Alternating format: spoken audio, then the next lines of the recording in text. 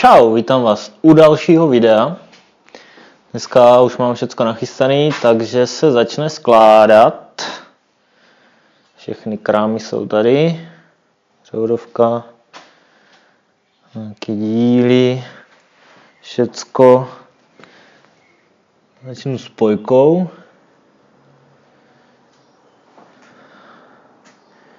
Pak převodovku.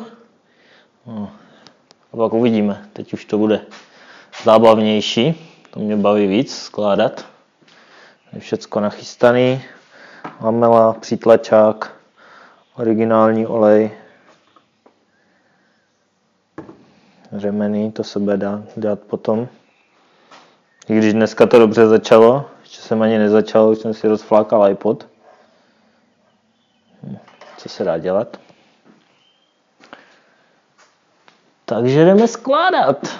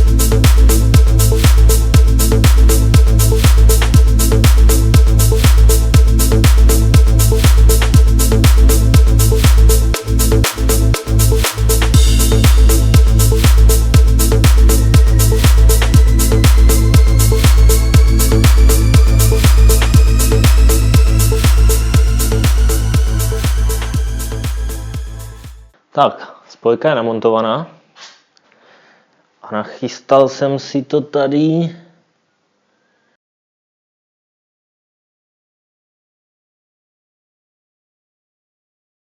Tak abych si to tady neodřel, tak jsem si tady hodil deku. A jdu namontovat převodovku. Už aby tam byla a doufám, že to naposled, co to dělám.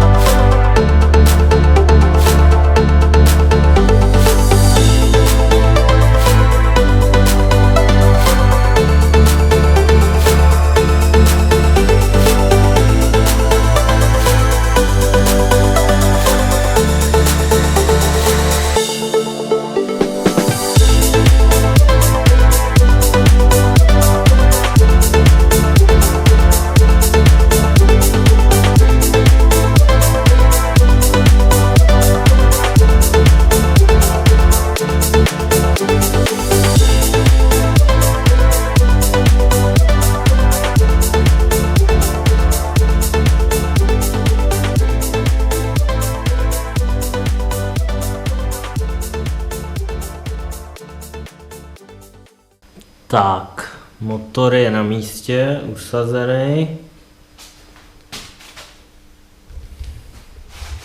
Konečně. A dneska už to balím. A budu pokračovat zítra. Asi připojením polos, naliju olej.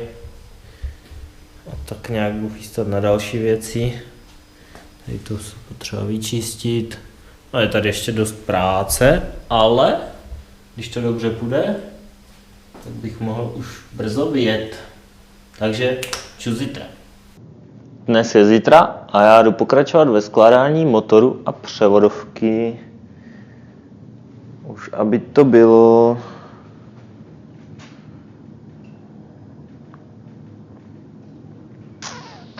Zatím je stav takovejto.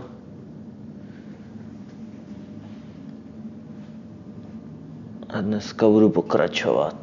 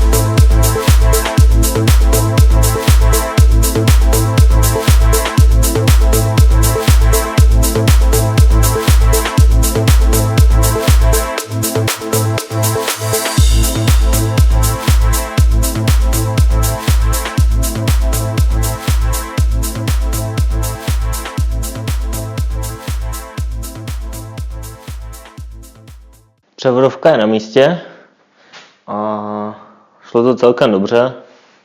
Asi tam nebyl nějaký větší problém, sice se mi moc nelíbí, jak chodí spojka, ale uvidíme, až to nastartuju. A teďka budu řešit vodu, chlazení, řemeny a ještě jednu věc a tu vám teďka ukážu. Tady to mám. Takový menší balíček, na který se teďka podíváme. Já z něho osobně mám velkou radost. A už se těším, až to bude na autě.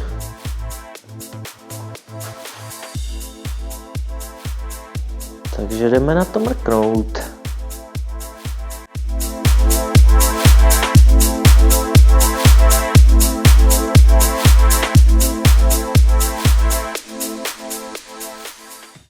Mám tady kompletní kit vlastně s velkým intercoolerem, všechno, co je potřeba. Sedí to bez úprav prostě na Golfa G60. Tento intercooler je trochu jiný než na relíčko. Relíčko je trošku jinak dělaný, takže kdybyste si zahnali z relíčka, tak to nemusí úplně sedět.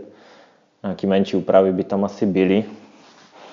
Takže tady vlastně samotný intercooler, který je od Wagner Tuning. Takže si myslím, že kvalita zaručená snad. Jsou tady nějaké hadice, kolena, toto.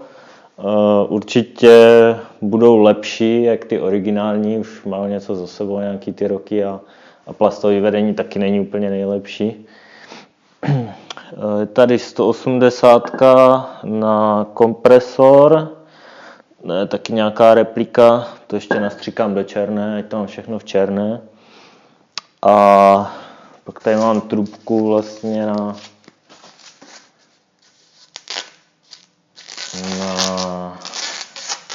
čidlo.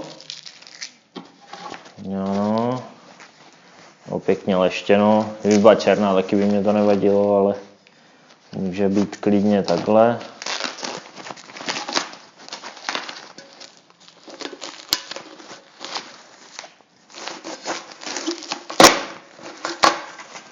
Jo, prostě paráda.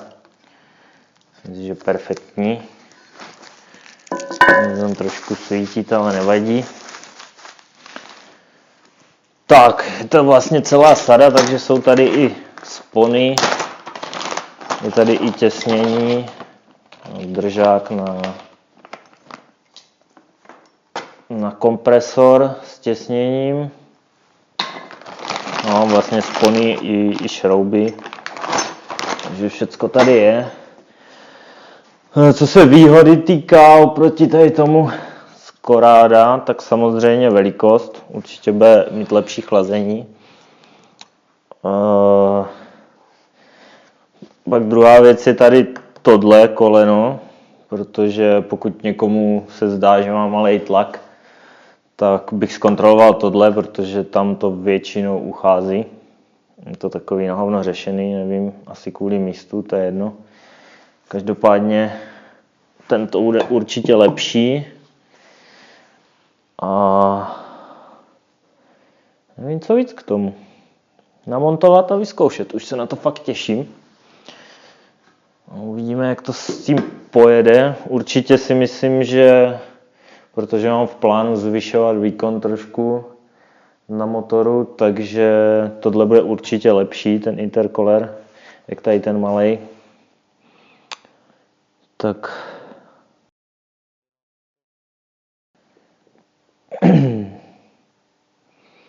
no. Hlavně dá se koupit ve dvou variantách. Dá se koupit v černé, to mám já, to znamená, že jsou černé trubky. Dá se koupit ještě s modrýma trubkama, mně se to moc nelíbí, tady ty barevný, červený, modrý, zelený, nevím co, prostě na hovno. Černá je černá, tohle nastříkám taky na černo, toto nechám takhle, to jsem se díval, že se dá koupit taky v černé, ale to si myslím, že je zbytečný, nevím, jestli to stojí nějakých 150 € nebo něco takového, možná. Každopádně už se těším, až tam bude a uvidíme, co to udělá s chlazením, s výkonem, se vším prostě. A ještě jednu věc tady k tomu mám, to je vodní chladič vlastně. No, tady. Samozřejmě na G60 se dělalo několik velikostí vodních chladičů. Tohle je přesně ta velikost, která patří k tomu intercooleru tady. To znamená, že to takhle pěkně sedí na to. Jo, přesně tak, jak má. U nás se teda blbě zhání, nebo dá se tady koupit o jednom e-shopu, myslím, který ho prodává, ale cena je nic moc. Takže jsem si ho koupil v Německu za dobrou cenu a myslím si, že to bude v pohodě. Takže jak namontuju vodu příště, tak se začne dělat intercooler. A bude první projížďka, což bude super. Myslím si, že to začíná být už trochu zajímavější, takový ty videa toho rozebírání, toto asi není úplně zajímavý, nebo jak pro koho možná, ale teďka si myslím, že by to mohlo být lepší, jak se to složí, bude se řešit výkon a takové věci. Mám toho namyšleného celkem dost. Zatím mě nápady nedochází, takže si myslím, že bude co točit. Nějaký srazy jsem se díval letos, určitě jich pár pojedu. Aspoň se vyzkouší, jestli všecko funguje. Takže určitě sledujte dál. Odebírejte, klidně komentujte, pokud vás něco zajímá. Odepisuju všem. A uvidíme.